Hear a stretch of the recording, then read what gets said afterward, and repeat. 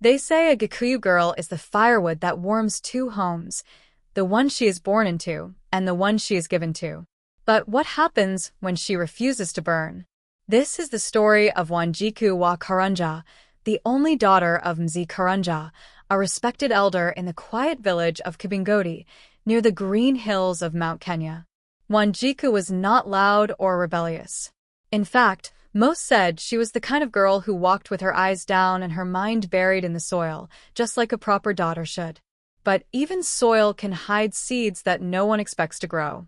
At just 18, Wanjiku fell in love.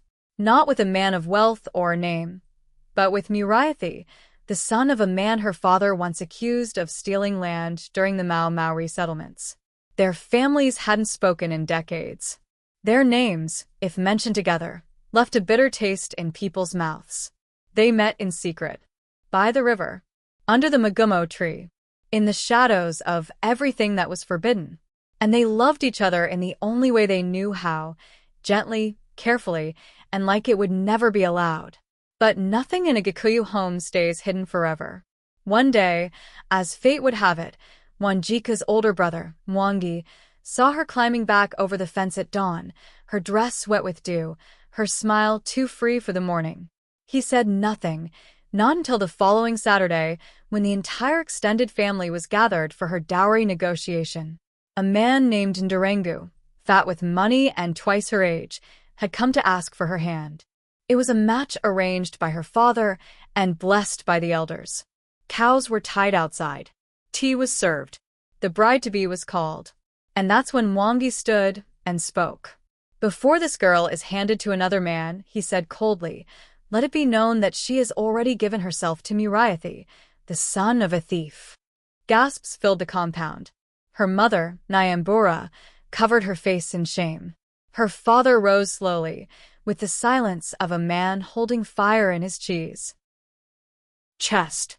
And in front of everyone, without looking her in the eye, he said, Wanjiku is no longer my daughter. From today, she walks without a name, without a clan, without a father. And just like that, she was disowned. No screams, no beatings, just the deadly silence of rejection. She packed her things that night, a small bundle of clothes, her Bible, and the wooden spoon her late grandmother had given her. She walked out before dawn, barefoot, her heart cracked but steady. She went to Muriathi, not because she needed rescuing, but because love, real love, was the only place left that felt like home. Years passed. People talked. Then they stopped. Until one day, Wanjiku returned to the village. Not in shame, but in a white coat. She had become a nurse. She came to treat the sick during a cholera outbreak. She carried medicine in one hand and forgiveness in the other. Her father, now old and trembling, sat on the edge of his bed, too weak to speak. He stared at her as if she were a ghost. And softly, she said, Baba, I never stopped being your daughter. You were just too proud to see it. He wept, silently. And though he never said the words, the village knew what he meant when he later stood in front of the council and said, My hearth lost its flame when she left, but now it burns again.